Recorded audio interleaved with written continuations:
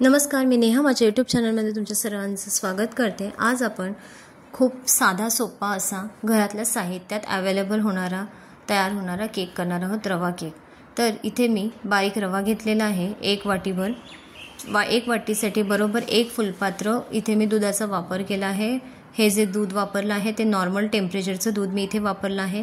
एकदम पण थंड सुद्धा नाही किंवा एकदम गरम सुद्धा दूध वापरायचं नाही आपल्याला। इथे नॉर्मल टेम्परेचरचं दूध घेऊन हे जे रवा आहे ते व्यवस्थित आपल्याला त्याच्यामध्ये एकजीव करून घ्यायचं आहे आणि 15 मिनिटांसाठी हे जे रव्याचं मिश्रण आहे ते आपल्याला साईडला झाकून ठेवून द्यायचं आहे। तोपर्यंत आपण 1 वाटीभर गव्हाचं पीठ आणि 1 वाटी पिठी साखर इथे घेणार आहोत। तर 15 मिनिटांनी जेव्हा मी झाकण ओपन केलं तर तुम्ही बघू शकता रवा चांगला फुगला आहे, दुधाने पूर्ण रवा ऑब्झर्व करून घेतला आहे। तर आता मी इथे अजून 1 फुलपात्र दूध वापरणार आहे। तर इथे गव्हाचं पीठ 1 वाटी घेतलं होतं आणि 1 वाटी पिठी साखर घेतली होती, तर ते आपल्याला इथे ॲड करायचं आहे।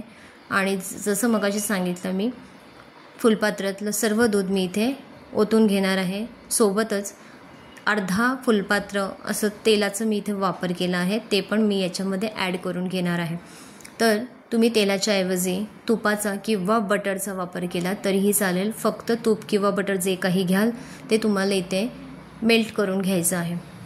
तर इथे तेलाचा वापर मी करून तुम्ही बघू शकता हे सर्व जे माझं जिन्नस आहे ते अशा प्रकारे कन्सिस्टन्सी आलेले आहे। याच्यामध्ये थोड्याशा गव्हाच्या पिठाच्या आणि पिठी साखरेच्या मला गुठळ्या दिसत आहेत, तर त्या आता आपल्याला इथे थोड्या मोडून घ्यायच्या आहेत।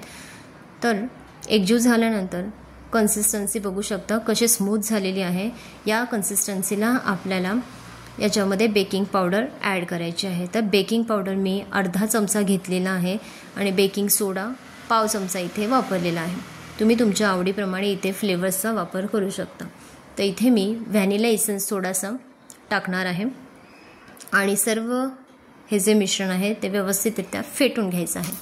तर मी एका साईडला गॅसवर कुकर ठेवला होता प्रीहीट करायला। तर तुम्ही कुकरच्या ऐवजी कढईचा वापर केला तरीही चालणार आहे। कढईमध्ये जरी केक प्रीहीट करायला ठेवला तरीही चालतो। तर आता मी जो भाताचा जो डबा असतो आपला त्याच्यामध्ये हे व्यवस्थित रीतीने तेलाचं किंवा तुपाचं ग्रीसिंग आपल्याला करून घ्यायचं आहे। त्यानंतर आपल्याला हे जे व्यवस्थितपणे जे फेटलेलं मिश्रण आहे ते ॲड करून घ्यायचं आहे आणि हा जो कुकरचा डबा आहे तो आपल्याला कुकरमध्ये ठेवून द्यायचा आहे।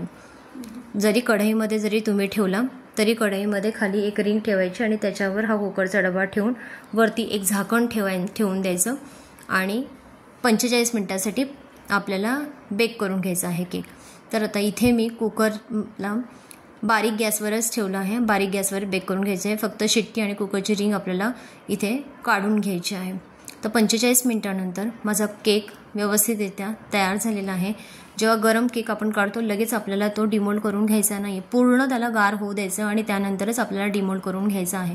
तर तुम्ही बघू शकता केक व्यवस्थितरित्या खाण्यासाठी तयार झाला आहे। थँक्यू।